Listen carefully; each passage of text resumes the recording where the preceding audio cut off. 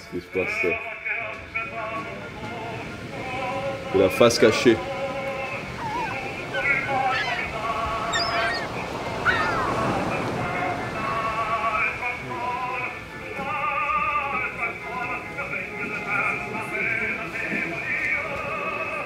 Nous, on a appelé dans le programme l'événement ici machine parlante.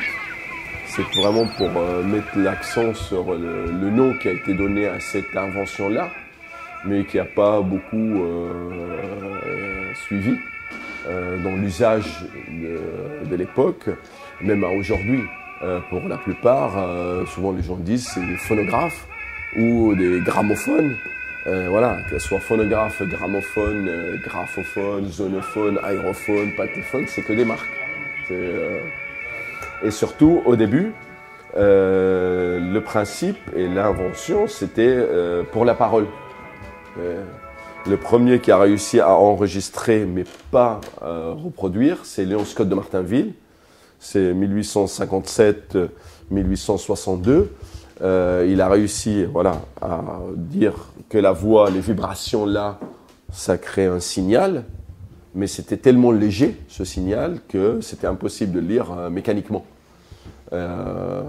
Alors avec la technologie d'aujourd'hui, en 2008, ils ont réussi à le faire parler, en scannant ces feuilles-là.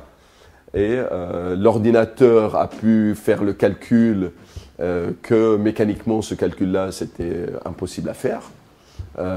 Et ça a eu le résultat d'une éclair de la Lune. Alors, premier éclair de la Lune, il y avait une erreur sur la vitesse. Tout le monde criait « Génial, c'est la première voix enregistrée, même avant Edison, c'est une femme qui chante. »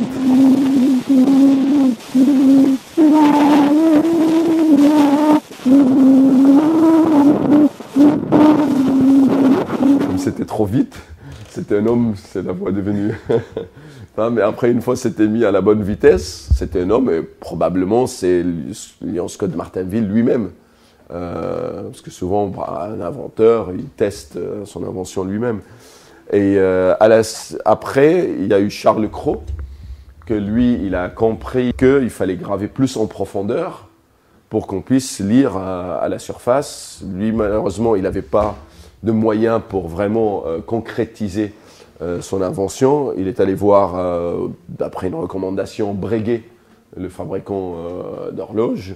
Et Breguet n'a pas cru à l'invention. Et du coup, lui, il a déposé un pli cacheté à l'Académie des sciences. Brevet, il n'avait pas le moyen de le déposer. Edison, plus tard, a pris connaissance par l'intermédiaire d'un article qui a été publié par rapport au procédé de Charles Cros dans la semaine de clergé. L'Église voulait être dans la modernité, et la modernité de l'époque, c'était les sciences.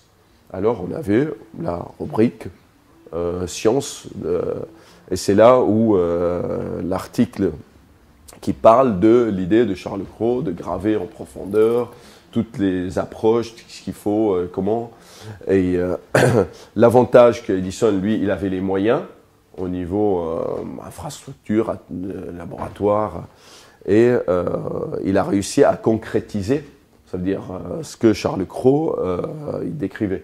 Simplement, il a détourné pour dire Charles Cros, il parlait d'un disque, que Edison dit moi, j'ai fait sur un cylindre. Comme il était procédurier, dire voilà, comme ça, on ne va pas me casser des noix, moi, ça n'a rien à voir avec le français, moi, c'est mon idée à moi.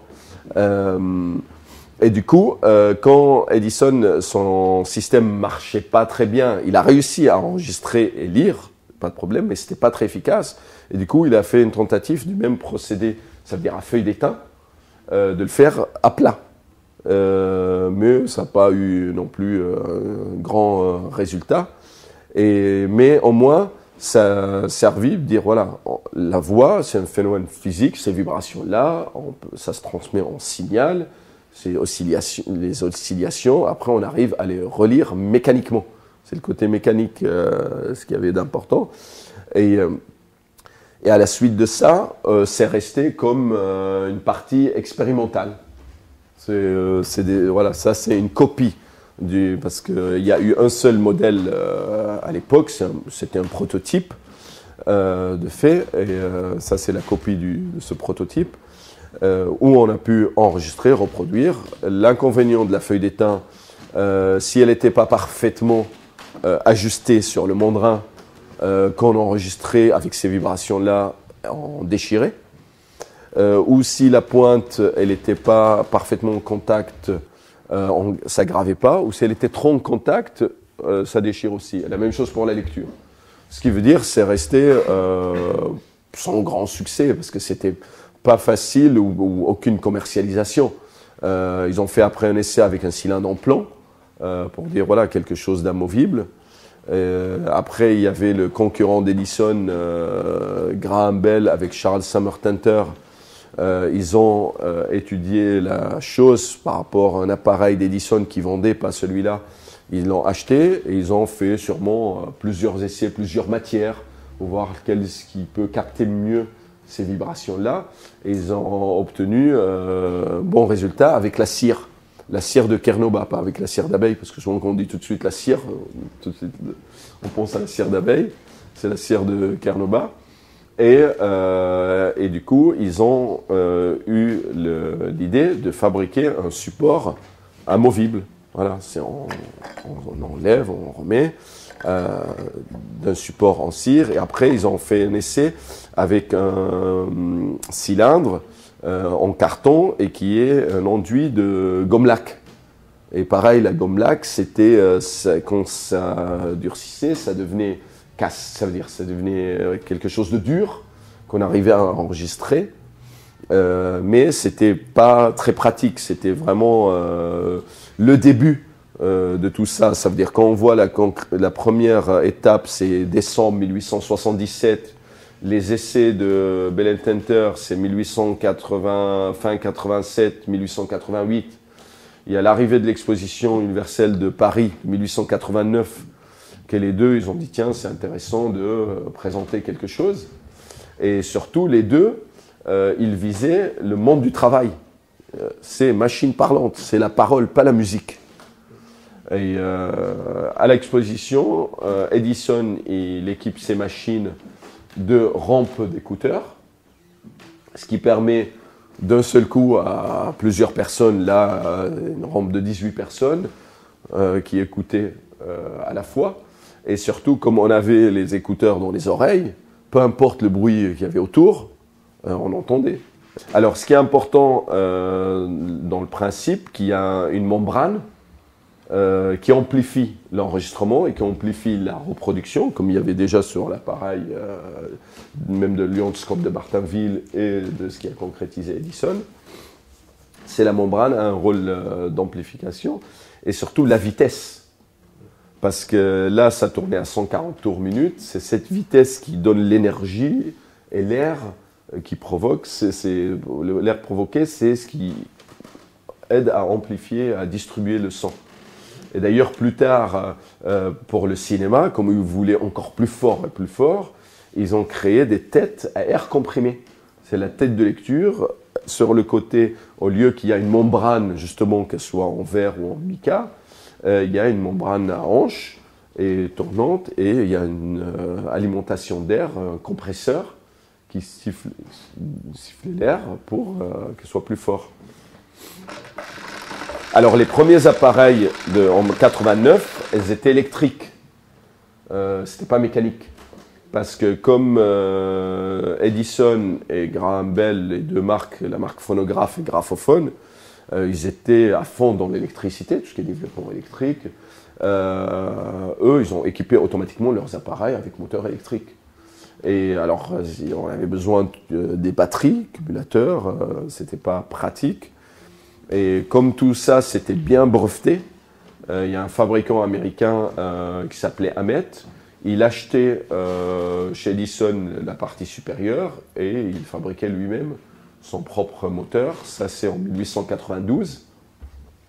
Alors, son propre moteur mécanique.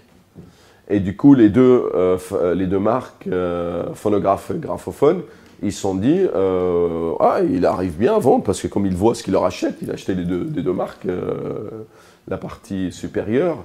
Et en 1994, ils ont décidé eux aussi de fabriquer des moteurs mécaniques. Ça, c'est un rabot. C'était pour raboter, parce que comme au début, c'était prévu comme dictaphone, ça veut dire on enregistrait un message, après on le réutilisait, on effaçait pour réenregistrer. Est-ce qu'on pouvait dupliquer aussi Oui, après, dès 1894, il y avait Bettini.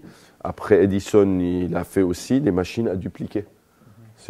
Parce qu'au début, c'était cylindre par cylindre. Ah, c'est ça. Hein. Après, par groupe de 10 machines, grouper les machines, parce que laborieux, un par un, c'était pas pratique.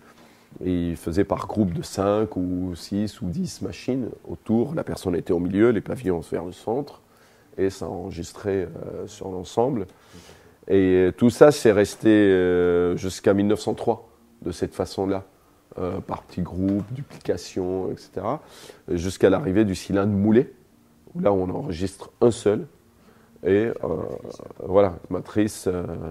Et là, quelqu'un m'a demandé, voilà, qui est chanteur. C'est la période où il y avait principalement des chanteurs anonymes.